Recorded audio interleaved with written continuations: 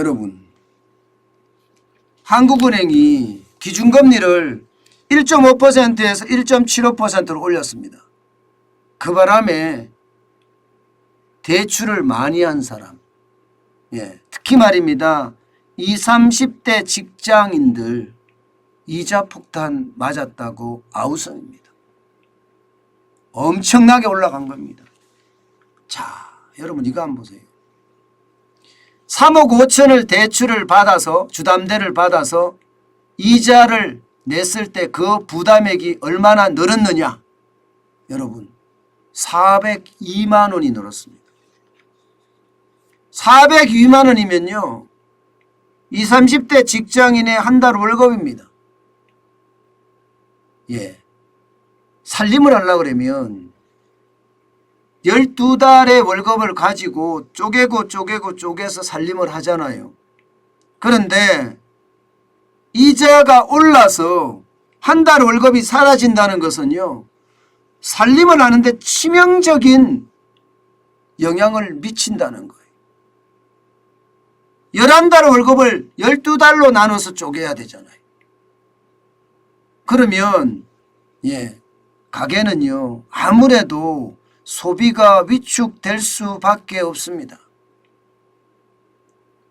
그 중에서도 말입니다.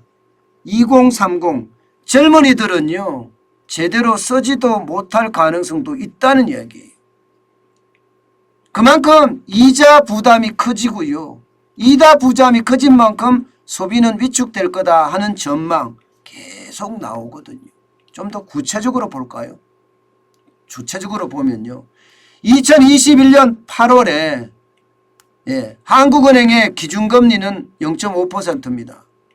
8월 24일 날 이게 올라갔죠. 0.75%로요. 그전까지는 0.5%였습니다. 혼합형 대출금리 변동금리 2.92%였어요. 주담대 3억 5천만 원의 연이자 부담은 586만 원입니다. 그런데 그때 이후로 8월 24일 날 금리 올렸죠. 11월 달에 금리 올렸죠. 1월 14일인가 금리 올렸죠. 그 다음에 3월 14일 금리 올렸죠. 그 다음에 지금 5월에 금리 올렸습니다. 다시 말해서 9개월 만에 이자가 5번 올라갔어요. 그 바람에 늘어난 이자 금액은요. 무려 말입니다. 402만 9,492원이나 증가했습니다. 왜냐하면 지금은 기준금리가 1.75가 됐습니다. 그때는 0.5%였는데 혼합형 대출금리도 그때는 2.92%였는데 지금은 4.61%예요. 그래서 연이자 부담이 988만 9,500원까지 늘었습니다. 402만 9,492원이 증가했다는 뜻이죠. 한 달 월급이 날아갔다는 뜻입니다. 작년 8월부터 지금까지 말입니다. 심각하죠? 심각합니다. 한 달 월급이 날아간다는 건 여러분 직장인들에게는요 월급이 그렇게 막 순풍순풍 안 올라갑니다. 1년에 올라가 봤자 뭐 5% 6% 이렇게 올라가면 많이 올라가는 거거든요. 그런 상황에서 지금 이자 부담이 한 달 월급만큼 나온다는 것은 그만큼 지금 가계 형편이 어려워진다는 겁니다. 어디 여러분 주택담보대출만 가지고 있나요? 신용대출도 가지고 있습니다. 신용대출도 많이 늘어나요. 신용대출도 2021년 8월까지는 대출금리가 3.01%였어요. 5천만 원 신용대출을 받았다면 연이자 부담이 150만 5천 원이었습니다. 그런데 이번에 기준금리가 1.75%로 올라가면 대출금리가 지금 4.76%까지 올라갔거든요. 그러면 연이자 부담이 238만 원이에요. 무려 9개월 만에 이자 부담만 87만 5천 원이 늘어난 겁니다. 87만 5천 원.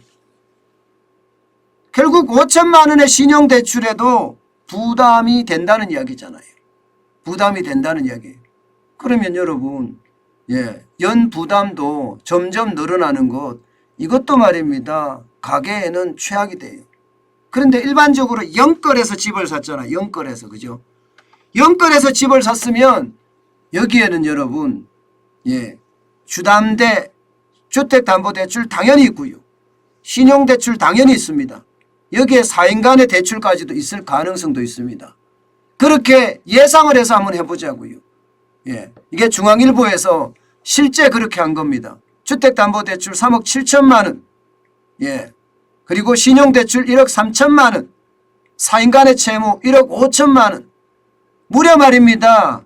예, 7억 5천만 원을 빌려서 집을 샀다고 쳐요. 그러면 2020년 1월만 하더라도 월 97만 원이었습니다. 연이자가 2.55%니까. 그렇지만 2022년 5월에는 3.95% 최소로 잡았을 때 월이자가 141만 원이에요. 예, 월이자 부담만 44만 원 증가했다는 뜻입니다. 44만 원 증가. 월 이자만 말입니다. 월 이자만 44만 원 증가했다면 연으로 따졌을 때는 여러분 488만 원이 늘어났다는 이야기잖아요. 488만 원이. 488만 원이면요. 예, 2030의 월급보다가 월등하게 많을 수도 있어요. 그러니까 집 산 사람들 입장에서는요. 지금 피눈물 난다는 이야기가 점점 나올 수밖에 없습니다. 예. 그런데 여기서 끝나는 것이 아니에요. 이제 시작에 불과합니다. 이자 폭탄은 현실화됐는데 이제 시작에 불과하다니까요. 왜냐하면요. 대출금리가 계속 올라갑니다. 여러분 보시다시피 주택담보대출 고정금리가 떨어졌다고 해요. 6.54에서 좀 떨어졌는데도 불구하고 5.80입니다. 상단이. 하단이 4.42예요. 예. 이거 2021년 8월 말에 비하면 지금 굉장히 많이 올라간 거죠. 4.42에서 5.80까지 올라갔으니까요. 변동금리도 마찬가지입니다. 4.19에서 5.35까지 올라갔습니다. 신용대출도 마찬가지고요. 4.17에서 4.73까지 올라갔습니다. 문제는 5월에 금리 인상이 끝이 아니잖아요. 6월에는요. 금융통화위원회가 없습니다. 그러나 7월 14일에는 금융통화위원회가 개최가 됩니다. 예, 그러면 미국이 만약에 금리를 인상하면 어떻게 될까요? 또 올려야 될 가능성이 있습니다. 또 올려야 될. 미국이 금리를 올리면 여러분 지금 미국은 1%입니다. 여기에 6월에 미국이 금리를 0.5%라는 빅스텝을 단행을 하면 말입니다. 아마 6월 14일, 6월 15일이니까 그때 좀 단행을 하면 이제 미국의 기준금리는 1.5%가 됩니다. 대한민국의 기준금리는 1.75%고요. 사실상 금리 역전입니다. 한국경제연구원에 의하면요. 대한민국과 미국의 금리 역전, 적정 금리 역전, 적정 금리 차이는요. 0.53%라고 이야기하거든요. 0.53%. 그런데 금리 차이가 0.25%밖에 안 된다는 것은 사실상 6월에 벌써 말입니다. 금리 역전이, 한미 금리 역전이 일어납니다. 예. 저는 여기에 대한 충격도 있다고 생각을 하고 금리 역전이 안 일어나기 위해서 우리는 7월에 또 올려야 되거든요. 7월 14일에 또 올려야 됩니다. 0.25%를 만약에 올린다고 쳐요. 그러면 우리가 2%가 됩니다. 이제 2%가. 미국도 7월에 올리겠죠. 7월 26일부터 27일 사이에 FOMC 연방공개시장위원회가 열리니까요. 그때 올릴 때가 또 0.5%를 올리면 우리하고 똑같은 금리에 2%씩 됩니다. 2%씩. 우리가 7월에 올릴 수밖에 없는 이유입니다. 올렸을 때 0.5% 두 번씩 미국이 올리고 그러면 7월에는 2%씩 똑같아집니다. 예, 그 상태로 쭉 가게 될 겁니다. 8월을 가고요. 대한민국은 8월에도 예, 금융통화위원회가 열립니다. 우리는 9월에 없습니다. 대신에. 미국은 9월에 열리고요. 그럼 8월에도 이게 고민을 굉장히 많이 해야 되는 그런 상황을 맞을 겁니다. 아마. 예, 저는 그래서 지금이 끝이 아니다. 시작에 불과하다. 이자 폭탄은 시작에 불과하기 때문에 예, 그 충격은 앞으로도 더 커진다. 이렇게 되면 여러분 2030들 결혼도 해야 되고요. 아이도 낳아야 되고요. 예, 그런 상태에서 예, 지금 결혼도 하기가 쉬워지지 않고요. 아이도 낳기가 참 쉬워지지 않겠다. 그런 생각을 사실 지울 수가 없네요. 참 안타까운 현실이 앞으로도 당분간 계속될 수밖에 없다는 그 상황을 보니까 더 마음이 좀 씁쓸합니다. 저도 아이가 3명 있는데 예, 3명 있는 아버지로서 생각을 해보면 안타깝기 그지없습니다.